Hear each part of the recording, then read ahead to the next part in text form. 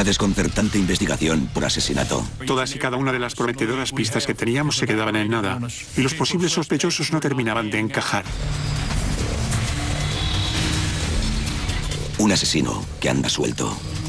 Una de las personas más infames y crueles que jamás he conocido. Y un campus aterrorizado.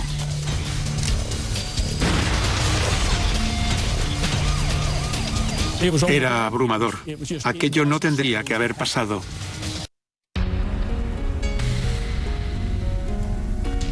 Universidad de South Alabama. Un campus en expansión de 500 hectáreas con más de 8.000 estudiantes. Durante el otoño de 1980, la joven Catherine Foster está disfrutando de su primer año en la universidad y viviendo una vida de ensueño.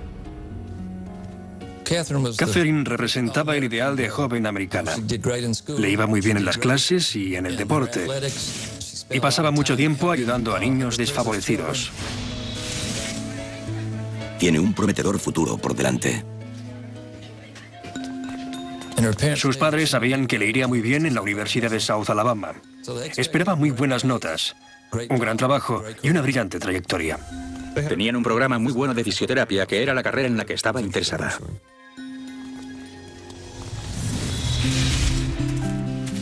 Por si fuera poco, Catherine ha ido a la universidad con su novio, Tom Jadon, desde su ciudad natal en Pascagoula, Mississippi. La pareja de jóvenes está entusiasmada de vivir en la grande y excitante ciudad de Mobile. Además, Tom disfruta de una generosa beca deportiva. Tom había aceptado un puesto como jugador de fútbol en la Universidad de South Alabama.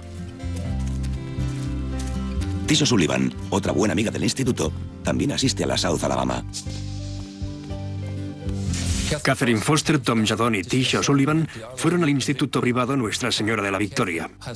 Era muy pequeño. Los tres estaban muy unidos. Iban juntos a eventos deportivos, a actividades de la iglesia, a actos de caridad.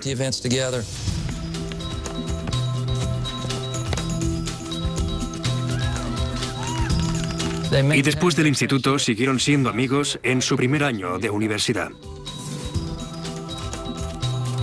Al poco, otra cara familiar se une al grupo. Una brillante deportista de su ciudad natal que conoce a Tom de varios eventos deportivos, llamada Jamie Kellam. Jamie fue una excelente tenista durante la secundaria y recibió varias ofertas de beca de la zona del sureste. Pero en cuanto supo que Catherine, Tom y Tish iban a ir a la Universidad de South Alabama, renunció a las becas e inmediatamente se matriculó en la misma universidad. En su primer año en la universidad, las cosas no pueden ir mejor. La mañana del jueves del 21 de febrero de 1980, Catherine y Jamie dejan sus libros y salen para encontrarse con Tish e ir a dar una vuelta por la ciudad. Tish, Catherine y Jamie llevaban tiempo pensando en ir de compras. Querían ir a comer mientras estaban fuera del campus. Lo habían planeado durante días. Pero Catherine nunca hará esa salida. Y lo que está a punto de ocurrir en los siguientes 30 minutos cambiará para siempre la vida de todos cuantos la rodean.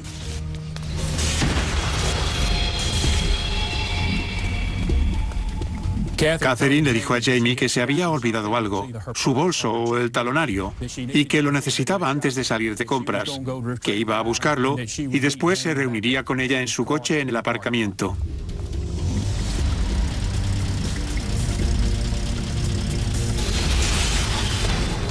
Catherine nunca aparece.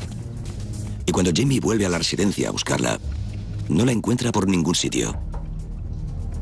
Llega Tish, pero no hay rastro de Catherine. Tish O'Sullivan y Jamie pensaron que se habría encontrado con Tom, que se habrían ido a la biblioteca a estudiar o a buscar algo para comer. Así que ellas dos se fueron por su cuenta.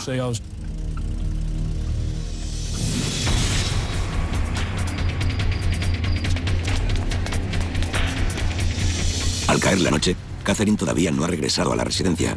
Nadie sabe nada de ella, ni siquiera su novio, Tom. Sus amigos empiezan a preocuparse. Tish y Jamie fueron preguntando al resto de sus amigos. Descubrieron que nadie había visto a Catherine desde primera hora de la mañana.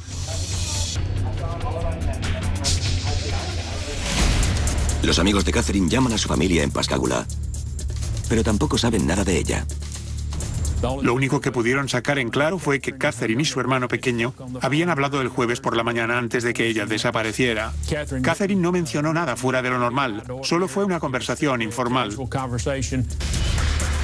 La familia se puso en contacto con la policía de Mobile a primera hora de la noche del jueves para denunciar la desaparición. Pero la policía no investiga la desaparición de un adulto hasta pasadas 24 horas. La noche transcurre y el paradero de Catherine sigue siendo un completo misterio. El viernes por la tarde habían pasado ya 24 horas, por lo que la policía de Mobile inició la investigación sobre la desaparición de Catherine Foster. Otro día y otra noche se suceden, y el sábado por la mañana, los amigos de Catherine comienzan a asustarse. ¿Y si algo horrible le ha ocurrido? ¿Podría pasarles también a ellos? Decenas de estudiantes se unen a la policía en la búsqueda por todo el campus.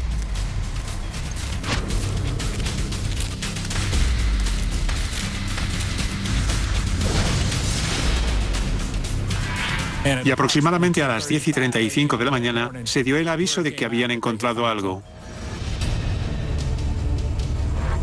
Catherine Foster deja de estar desaparecida.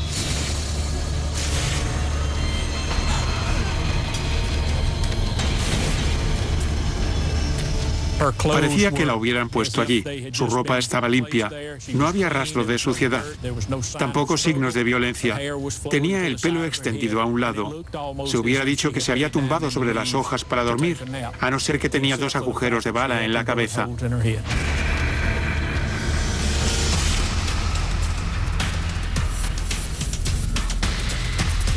Nadie puede imaginar quién haría una cosa así y por qué.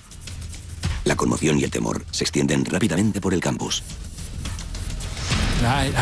Yo me gradué en la misma institución y el hecho de que una estudiante fuera asesinada en el campus era algo abrumador. Aquello no tendría que haber pasado. La policía está decidida a resolver el caso con rapidez. Lo que no saben es lo larga y complicada que resultará la investigación del caso Catherine Foster.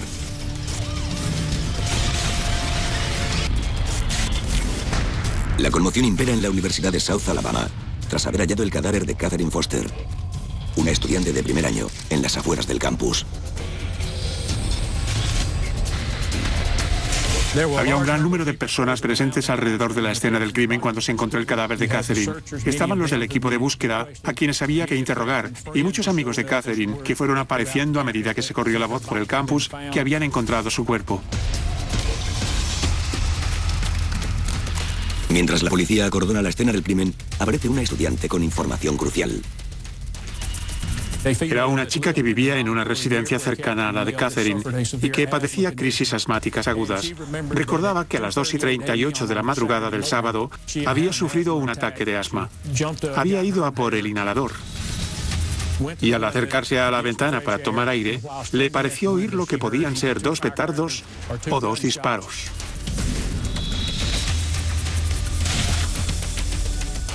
Si esos ruidos fueron los letales disparos, eso significa que Catherine seguía con vida más de 24 horas después de desaparecer.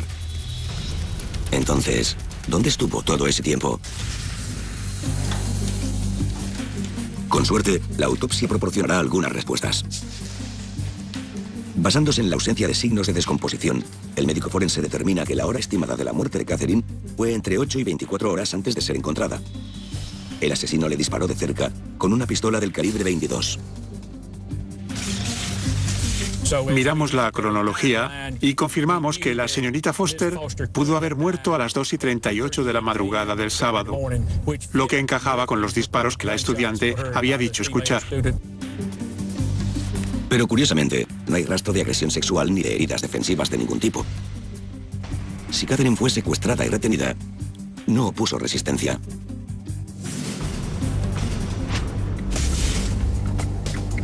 De vuelta en el campus, los investigadores interrogan a decenas de estudiantes, empezando por los amigos más cercanos de Catherine. Pero nadie puede explicar cómo ni por qué la estudiante desapareció a plena luz del día y acabó muerta. Jamie Kellam, la última persona en ver a Catherine con vida, no puede evitar culparse a sí misma. No paraba de llorar y lamentarse. Mucho más que el resto de los compañeros de clase de Catherine y del instituto, que la conocían de toda la vida. Los investigadores interrogan a Jamie, pero es imposible que haya podido matar a Catherine. A las 2:38 de la madrugada del sábado, estaba fuera del campus, pasando la noche con una amiga y su familia.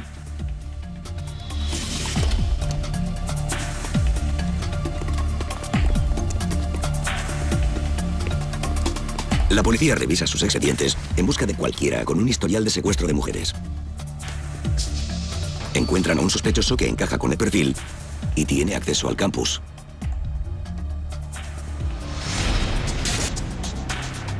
Unos meses atrás, un tipo había intentado violar y secuestrar a una joven. Durante la investigación, descubrimos que había encontrado trabajo en la Universidad de South Alabama, en el departamento de mantenimiento, y debido a sus anteriores acciones, pensamos que merecía la pena considerarlo sospechoso. La policía lo detiene para interrogarlo. Esta persona parecía un sospechoso con todas las de la ley por la oportunidad que le había brindado su trabajo en el campus. Debido a su pasado, pensamos que era el sospechoso perfecto. Pero obtuvimos una información que lo situaba en otro sitio del campus en el momento en el que Catherine desapareció y tenía una coartada.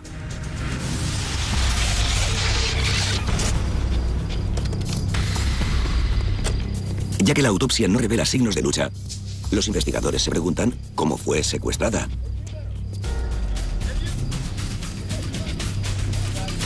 El mayor problema en aquel momento era descubrir cómo se la pudieron llevar del campus contra su voluntad. Era el campus de una universidad. Había gente por todas partes, a todas horas, y nadie había escuchado gritos ni nada parecido. Entonces pensamos que podría haber sido un amigo cercano o algún conocido, o bien alguien con autoridad, como por ejemplo un guardia de seguridad o la policía, quien la hubiera hecho marchar voluntariamente.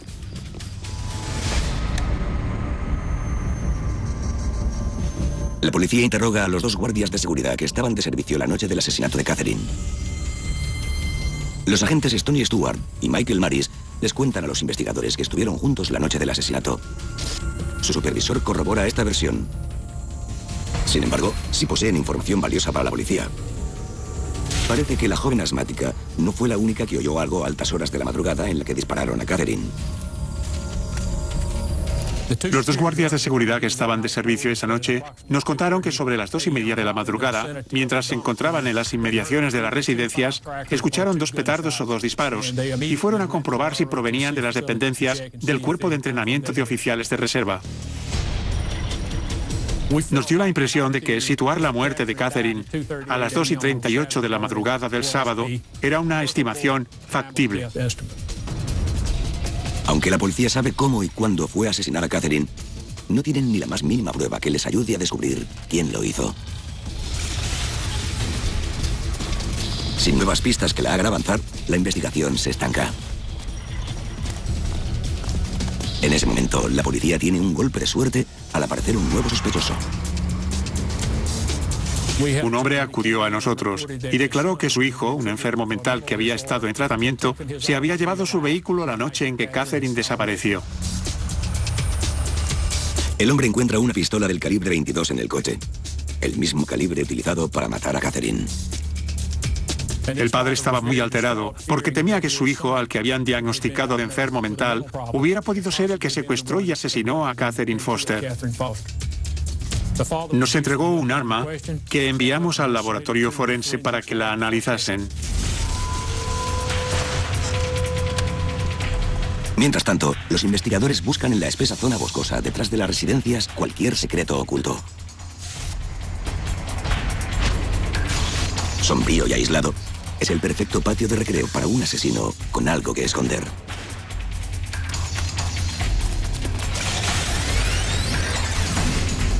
La policía registra el campus por completo en busca de pistas que hayan pasado por alto, pero regresan con las manos vacías, hasta que trasladan la búsqueda de la tierra al agua.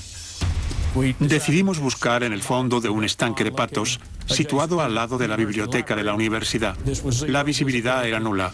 Era como buscar con los ojos cerrados, aunque los tuvieras abiertos. A los 15 minutos de estar en el agua, descubrí una pistola en el fondo. Fue un momento muy excitante, primero por encontrarla y luego por la posibilidad de que se hubiese usado en un caso de asesinato. Fue un gran acicate. La policía tiene ahora 2 posibles armas homicidas. Una coincidencia en cualquiera de ellas podría llevarles directamente al asesino de Catherine. Sin embargo, el laboratorio de balística comunica unos resultados decepcionantes. Ninguna de las armas fue usada para matar a Catherine Foster. Y los investigadores se están quedando rápidamente sin opciones. La mayoría de nosotros nos sentimos muy frustrados, porque parecía que todas y cada una de las oportunidades y todas y cada una de las prometedoras pistas que teníamos se quedaban en nada, y los posibles sospechosos no terminaban de encajar, porque tenían coartadas y podían justificar dónde estaban en el momento, así que la investigación resultaba bastante frustrante. Un asesinato sin resolver. Un asesino que anda suelto. Un campus aterrorizado. Pero justo cuando el caso amenaza con estancarse, ocurre otra misteriosa muerte que lo llevará en una nueva e inquietante dirección.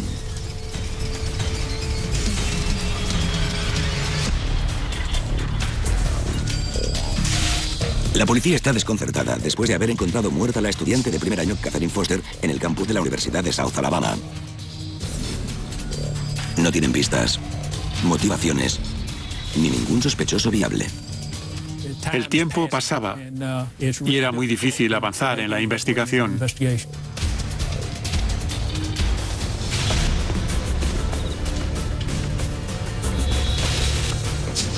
Y hay más casos que requieren su atención. La policía acude a una residencia cercana al campus, donde un hombre ha aparecido muerto por una aparente sobredosis de somníferos. Parecía que el individuo se había suicidado. Y por su estado se diría que llevaba muerto 3 o 4 días. La policía conoce al muerto. Se trata de Michael Maris, uno de los guardias de seguridad que estaba de servicio en la noche del asesinato de Catherine. Tras registrar su casa, queda claro que Maris se había obsesionado con el caso. Una de las cosas más insólitas que encontramos fue la copia del informe de la autopsia de Catherine Foster. Maris había revisado el informe y había subrayado algunos aspectos de la investigación. Había tomado notas en las columnas a los lados del informe mecanografiado. La gente no suele hacer esas cosas. Pero, como la policía pronto descubrirá, Maris era un hombre trastornado. Maris era una persona muy frustrada. Descubrimos que había solicitado empleo en numerosos organismos policiales, pero cuando llegaba a la evaluación psicológica, normalmente era desestimado. Hasta ese momento, todo lo que había podido conseguir eran trabajos de seguridad en South Alabama y en un centro de salud mental, por lo que parecía obvio que era muy desgraciado.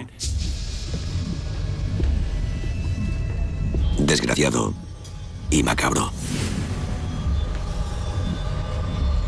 Estaba obsesionado con la muerte y con el suicidio, y en algunos de sus escritos incluso hablaba de ejecuciones, sobre cómo se debe llevar y poner de rodillas a una persona, y cómo dispararle en la nuca. Así, en resumen, podríamos decir que se trataba de una persona muy extraña, que tenía una personalidad que no era nada corriente. La policía continúa registrando la casa, y en el desván sobre el garaje hacen un descubrimiento escalofriante. Algo parecido a una jaula, aunque lo bastante grande para una persona. Por supuesto, al principio pensamos que allí pudo ser donde Catherine Foster estuvo retenida. Había un colchón sucio, unas sábanas mugrosas, y todo estaba asegurado con una puerta con bisagras y un cerrojo para poder cerrarla y retener a alguien allí. ¿Han encontrado los investigadores al asesino? ¿Podría Michael Maris haberse escabullido durante su turno para matar a Catherine después de tenerla retenida? Pensamos que el tipo de perfil encajaba. Todo parecía indicarnos que sería un posible sospechoso. Los detectives observan detenidamente los registros laborales de Maris durante la semana del asesinato de Catherine. Y de pronto, el sospechoso perfecto ya no lo es tanto. Cuando empezamos a analizar el tiempo que estuvo Catherine desaparecida desde el jueves al sábado, pudimos determinar que Maris estuvo trabajando. No faltó ninguno de sus turnos. La señorita Foster no mostraba signos de haber sido encerrada o retenida. Y pensamos que si este hubiera sido el caso, si hubiera estado retenida en algún lado, debería haber presentado signos de resistencia. Entonces, ¿por qué tiene el guardia de seguridad una jaula en su casa? Descubrimos que el espacio encima del garaje estaba destinado para recluir al abuelo del señor Maris, que padecía demencia senil. Al parecer le encerraban literalmente en esa zona y cerraban la puerta para evitar que deambulara por el vecindario. Los detectives descartan oficialmente a Maris como sospechoso en el caso. Y la investigación vuelve al punto de partida.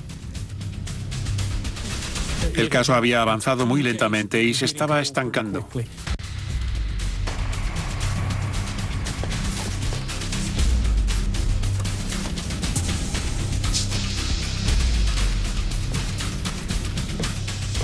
Y así seguirá durante los años venideros. Un asesinato sin resolver en el campus universitario. Hasta 2 décadas después, no saldrá a la luz un secreto que dará finalmente una vuelta de tuerca al caso.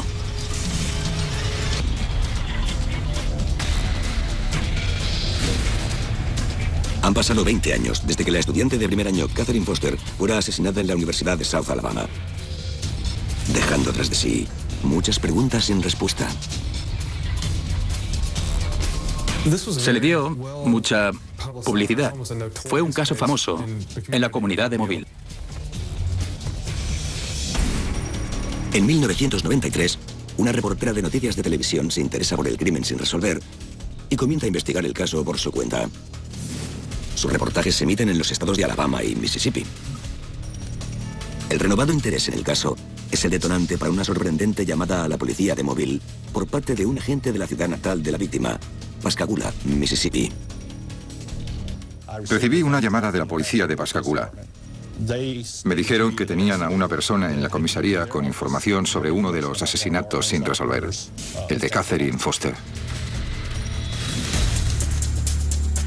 El agente Morgan está ansioso por escuchar lo que el nuevo informante tiene que decir. Me dirigí a Pascagoula para hablar con el testigo, Ricky Charlton, quien me contó que una mujer de su grupo de Alcohólicos Anónimos le había confesado haber matado a una chica en el campus de South Alabama.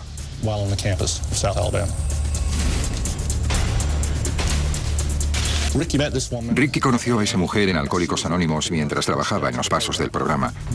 Uno de ellos consiste en compensar a todas las personas a las que hayas perjudicado. Como la víctima estaba muerta, le preguntó a Ricky qué podía hacer al respecto. Ricky identifica a la asesina confesa como Jamie Letson. A los investigadores no les suena hasta que descubren su apellido de soltera. Jamie Letson resultó ser Jamie Kellam. Se había casado y divorciado, pero seguía usando el apellido de su exmarido. Resulta que Jamie fue la última persona en ver a Catherine con vida. Al principio de la investigación se consideró a Jamie sospechosa. Sin embargo, tenía una coartada para la que se creía la hora de la muerte de Catherine.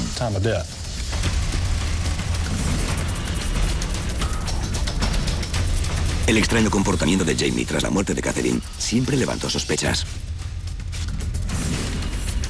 El comportamiento de Jamie era tan extraño y desmesurado que muchos de los amigos de Catherine y su familia lo notaron y se molestaron. De hecho, incluso se fijaron en que parecía fingido y simulado, casi como si quisiera montar un espectáculo con su pesar. Según el confidente de Jamie en Alcohólicos Anónimos, todo tenía que ver con el novio de Catherine, Tom. Jamie le contó a Ricky que había conocido a Tom en el instituto. Se había encaprichado de él y este amor era muy intenso. Tom era un deportista consumado. Jugaba al tenis igual que Jamie.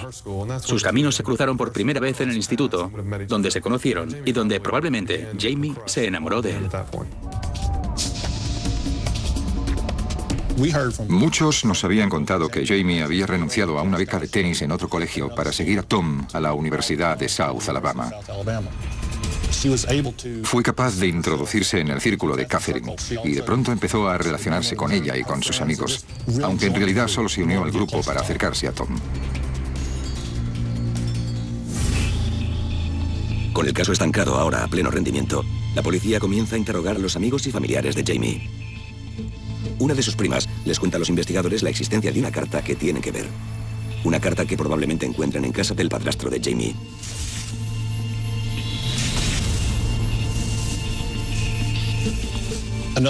Otro investigador y yo fuimos hasta Pascagoula para hablar con el padrastro sobre esa carta. Nos preguntó si nos referíamos a la carta y nos invitó a que la viéramos personalmente. Nos llevó a su taller, donde tenía una taquilla como la que habría en cualquier escuela, colegio o instituto. La abrió, sacó su cuaderno y me lo dio. Lo abrí, empecé a revisarlo y vi la nota manuscrita. La leí y vi que empezaba con: querida Catherine, soy yo, Jamie, la que te quitó la vida. Tras décadas de frustración, la policía ha encontrado lo que parece ser una confesión. Estaba tan entusiasmado que la cerré. Ni siquiera leí nada más y se la di a mi compañero. Ya teníamos lo que queríamos. Pero más de 20 años tras el asesinato de Catherine, después de que Jamie haya sido descartada como asesina, el caso no está ni mucho menos cerrado. Sé que todos debéis pensar que soy una persona horrible, horrible. ¿Cómo pude hacer algo así? Era una buena chica y era amiga mía. Tras 22 años, la policía de Alabama ha reabierto la investigación del asesinato de Catherine Foster. El investigador principal, Mike Morgan, ha encontrado una carta de la amiga de la Universidad de Catherine, Jamie, en la que confiesa su asesinato debido a su obsesión con el novio de Catherine. Al parecer, la obsesión que Jamie sentía por Tom la sobrepasaba. Descubrimos que había mentido a su familia diciendo que Tom era su novio. Había robado fotografías de Tom y estaba fingiendo delante de todo el mundo que era su novio, que estaban viviendo juntos. Nada de eso era cierto. Todo era mentira.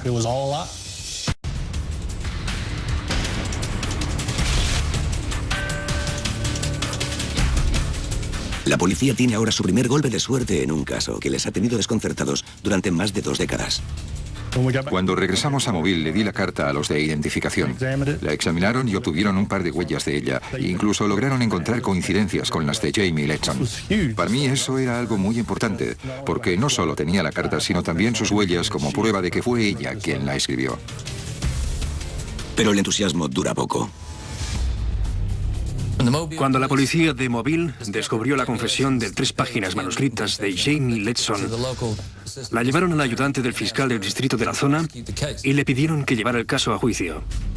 La respuesta es no. Según la hora de la muerte de Catherine, dictaminada por el médico forense, no es posible que Jamie sea la asesina.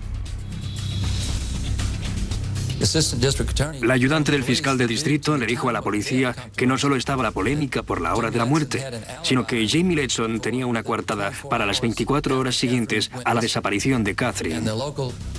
Así que era probable que eso invalidara la confesión y no se pudiera ganar el caso. Catherine fue encontrada alrededor de las 10:30 de la mañana de un sábado. El médico forense dictaminó que fue asesinada entre 8 y 24 horas antes, tiempo en el que Jamie tiene una coartada perfecta. Nada tiene sentido. Decidí hablar con el doctor Riddick, que fue el forense que realizó la autopsia en 1980. Más de 2 décadas después, ¿se mantendrá todavía firme el forense en su informe original? El doctor Riddick me dijo que se había investigado mucho sobre la estimación de la hora de la muerte, que había muchos estudios y que en ese momento se sabía de la existencia de muchos factores que influían en la rápida descomposición, y declaró que era muy probable que hubiese cometido un error en su estimación en 1980. Entonces, ¿qué piensa ahora el médico forense sobre el momento de la muerte de Catherine Foster? Las primeras palabras del Dr. Riddick fueron que era muy posible que hubiera estado en el bosque durante las 48 horas que estuvo desaparecida. Aunque el Dr. Riddick nos dio esta nueva opinión, todavía necesitábamos más información científica para reforzar nuestra teoría sobre lo que ocurrió. Me enteré de la existencia de un departamento en la Universidad de Tennessee, donde investigan la descomposición de los cuerpos humanos.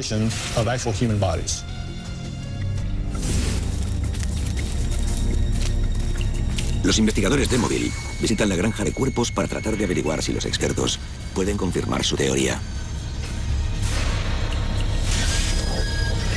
Salimos de las instalaciones y caminamos hacia el bosque, donde literalmente había cuerpos a ambos lados del camino. Acuden a la doctora Lee Jans, antropóloga forense, para descubrir si un cadáver bien conservado como el de Catherine Foster pudo haber estado muerto más de 24 horas. Durante nuestro encuentro, la doctora Jans tenía 2 cadáveres que había dejado a la intemperie durante casi 48 horas. Uno durante 69 horas, muy parecido a las 48 horas que sospechábamos que Catherine pasó en el bosque. Ella apuntó que la temperatura en Tennessee era más o menos la misma que en Mobile en 1980. Increíblemente, los cadáveres muestran pocos signos de descomposición.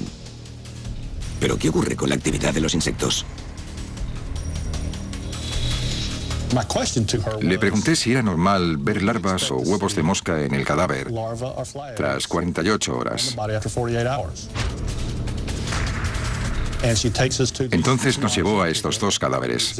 Los examinamos y vimos que ambos no tenían huevos de mosca ni larvas.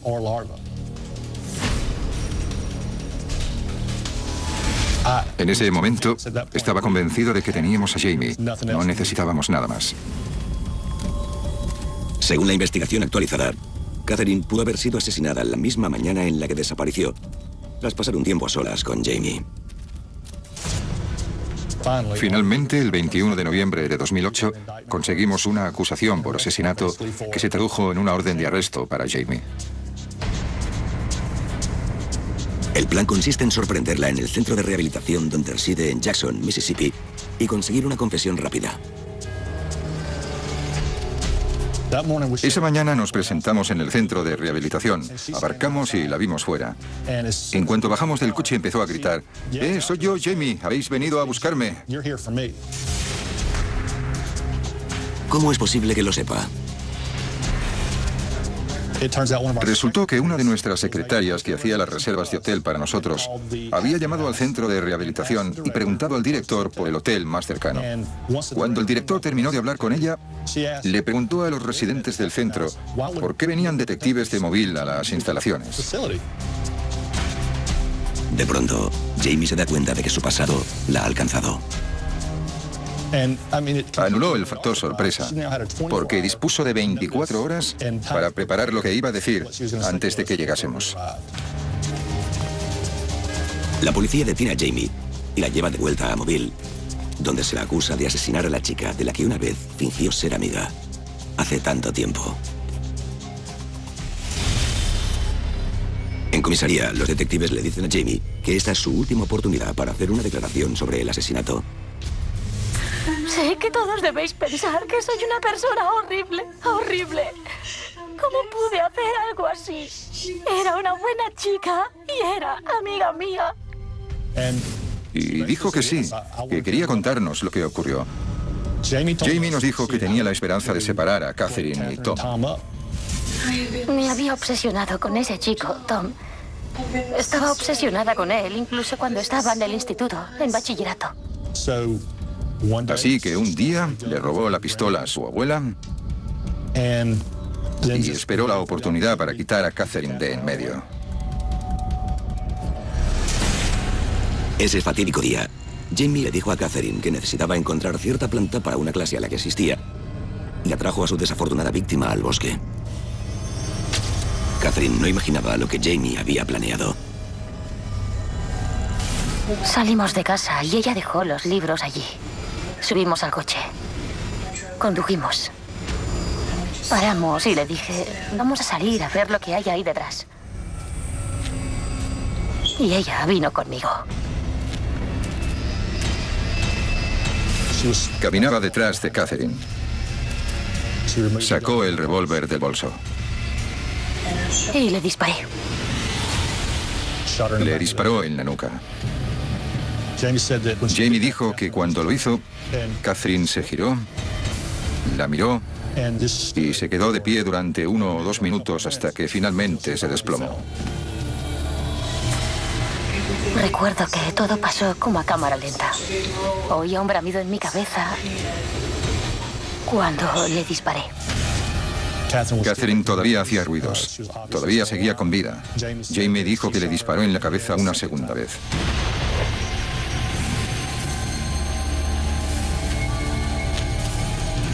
Jamie volvió rápidamente a su residencia y se deshizo del arma, justo a tiempo para inventarse la historia sobre la desaparición de Catherine.